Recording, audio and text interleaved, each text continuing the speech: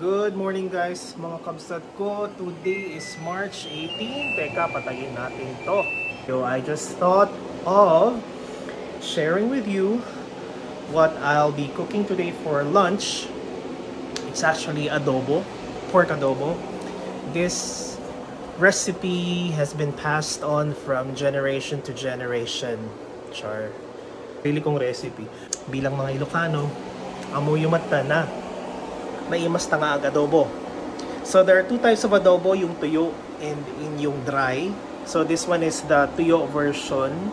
I can also make it a bit saucy. Depende na sa magiging takbo ng pagluluto natin mamaya. Una sa lahat, ang ginagawa ko, I use EVOO, extra virgin olive oil. I slow fry the garlic para ma-infuse yung oil ng garlic. Pag medyo ganyan na siya, you can actually switch it off na. Okay? And then yan yung oil na gagamitin natin mamaya to fry the pork that has been marinated overnight. Yeah, kagabi pa yan. Tingnan natin. Wait lang. So ayan, na-marinate niyan overnight. Yummy!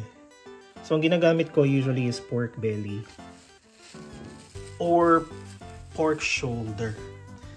Yan. Okay, I think nakikita niyo naman ako. So yun, pinatay ko na yung heat. So medyo okay na yung medyo medium fried na yung ating garlic. Ang gagawin ko ngayon is ilipat natin yung oil dito sa mas malaking lutuan. Alright.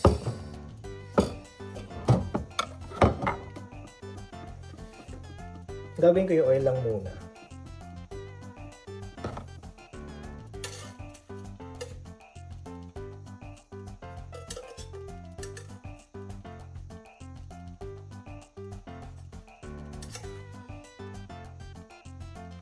Okay. Cool.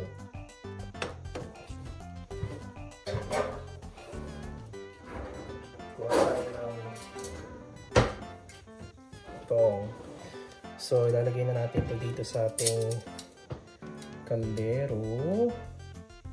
Set natin yung fire. Siguro 6. Medium heat. Ang gagawin ko, ako, personally, ang ginagawa ko, piniprito or parang sinosate, pinapan-sear ko muna yung meat. On a medium to little bit high heat para lumabas yung katas nung mantika.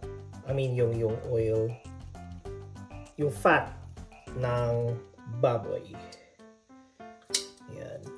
So ang nilalagay ko to, marinating this overnight with just soy sauce. Typical na soy sauce ko naman yung nasa kitchen ninyo. And then cracked pepper, kalamansi yung ginagamit ko. Apparently mas masarap siya. Lalagyan ko na yung kalamansi. Siguro ang gamit ko kasi yung kalamansi juice na para hindi na tayo magpipiga. Never pa akong nakakita ng kalamansi dito sa Lindsay. Pero more or less makakabili kayo niyan sa No Frills or maybe sa Costco or any Asian supermarket sa lugar ninyo. So, tapusin lang natin to. Papakita ko sa inyo kung paano ko siya inayos sa kaldero.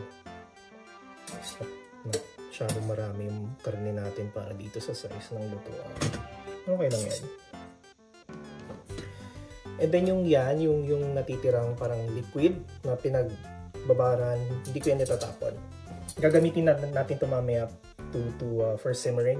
Lagyan lang natin ng konting water. For me, Sprite. Sprite ang nilalagay ko para may konting tamis to balance off yung whole flavor ng adobo natin later on. So yan na mga kabsat. Ganyan siya. So medyo siguro lakasan lang natin ito. Gawin natin 7. Siguro in a few minutes, it will start to sizzle. And then ito, put aside nyo lang yung nalutong garlic. Sarap to, for sure. Mamaya. Yan. Okay? Then, siya nga pala mga kabsat, yung dami ng baboy na minarinate ko kagabi, it's about siguro 3/4 to 1 kilo of pork. Again, that's pork shoulder or pork belly. Yun yung magandang cut. And later on, pag yung luto na siya, and pinapalambot mo na lang yung meat. And syempre, hindi mawawala bilang Ilocano tayo, gagamit tayo ng sukang Iloco. Mas naimas. Yan. So, kung makikita ninyo, nagsisizzle na siya. So, lumalabas na yung extrang tubig. Hayaan lang natin siyang gano'n. And also, habang pinapansear ninyo yung karne, every now and then, kiwaran nyo. Meaning, ihalo nyo siya para hindi siya dumikit dun sa lutuan natin. Medyo maliit lang yung lutuan natin, pero it's still okay. So, mga kabsat, ito na siya. Kita nyo yan, nagsastart ng lumabas yung oil ng karne. Wow! So, kapag ganito na siya, dun ko ngayon ilalagay yung sibuyas.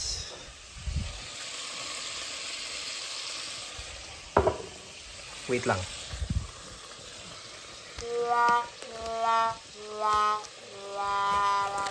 And maglalagay tayo ng laurel para laki ng laurel dito. For aromatics lang naman. So, haluin nyo lang siyang ganyan. And then yung garlic, yung ating bawang na naluto na, ilalagay natin siya kapag once na nilagay na natin yung tubig. Pag nilagay na natin siya ng tubig. So, halo-halo lang tayong ganyan. Bango!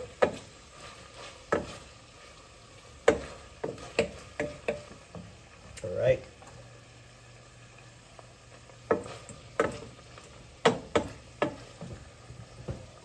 Lalagay ko na siya.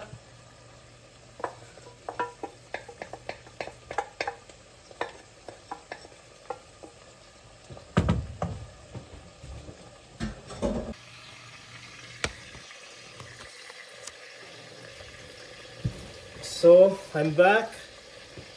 Gagamit tayo ng Canada Dry na zero sugar. Ito kasi nakarbat ko kahapon, mga kabsat. So, itong ganito natin.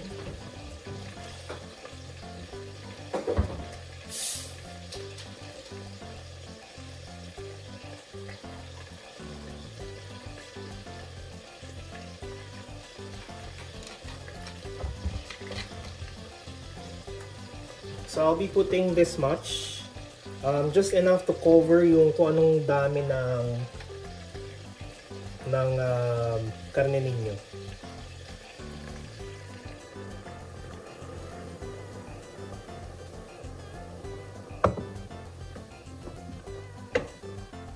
Ang bango.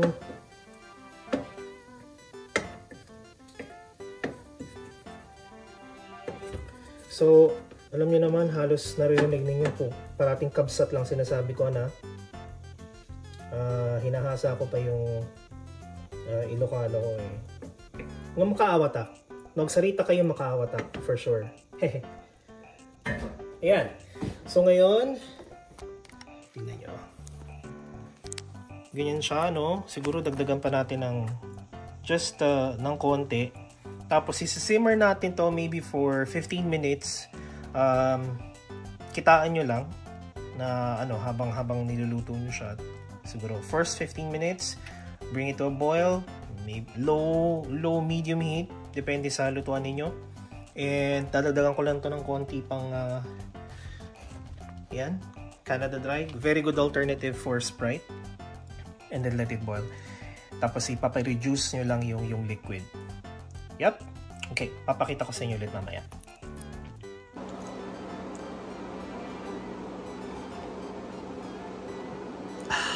napudot nagluto.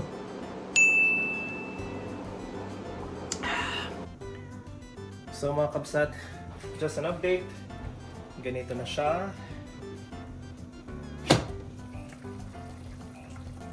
Alright. So marami pa siyang tubig. Makikita nyo naman. I-reduce lang natin siya further pag mas nabawasan na yan. Magmamantika siya ulit. Nagmantika siya ulit. Ibig sabihin, malapit ng maluto at malapit na tayo makakakain ng adobo. Right? Kayo ba? Anong niluto nyo for today? Comment down below. And maybe, moving forward, kung meron kayong mga recipe or may mga ulam, especially Ilocano dish na pwede nating lutuin, sabihin nyo sa akin. Maybe we can give it a try. Pwede tayong magluto, you know. Nag-attempt ako ng pinakbet one time. May mga ingredients na hindi natin madaling mahanap dito sa Canada.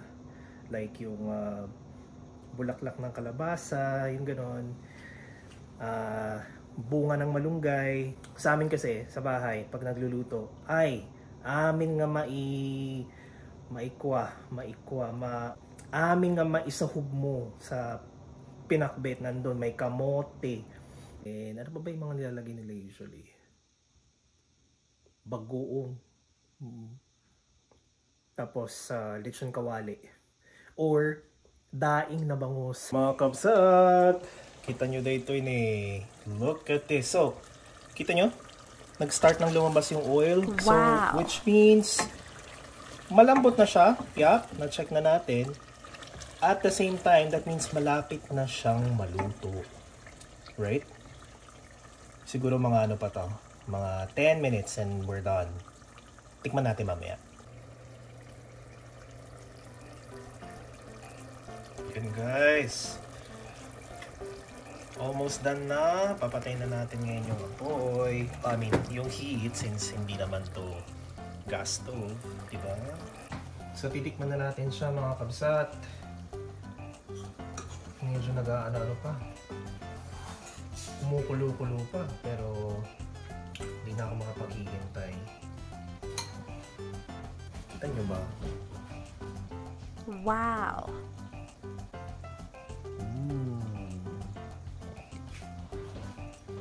Natin.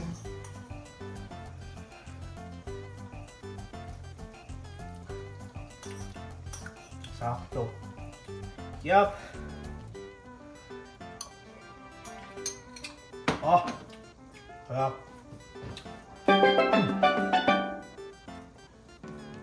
So again, let's do a rundown, recap, marinate for overnight or at least 2 hours, 2 to 3 hours. The longer the better. And then, slow cook or slow fry ninyo yung garlic using olive oil or kahit canola oil o kahit ano man. It's okay. Once na-infuse na yung oil ninyo ng garlic at luto na yung garlic but not deep fried or not super brown, gamitin niyo yung oil na yon to pan sear the meat. Of course, remove the extra liquid from the meat and then pan sear niyo siya on medium to high heat for maybe 10 to 15 minutes depende sa lutuan niyo.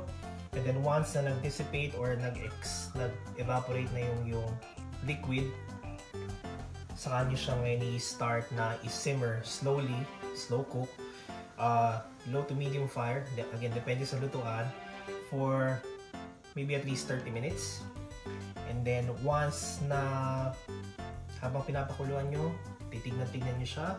And once na nag-start na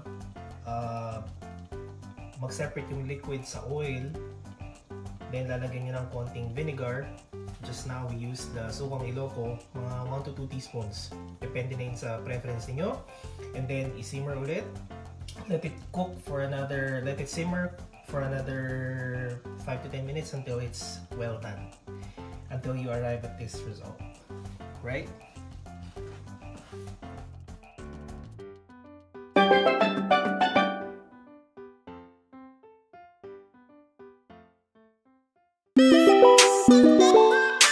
Bye!